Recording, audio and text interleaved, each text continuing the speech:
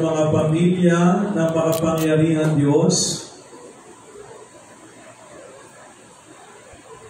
Ama at Anak at Espiritu Santo. Amen. Kamusta ang ating pagdiriwang? Humayo tayo at tularan natin si San Miguel Arcangel.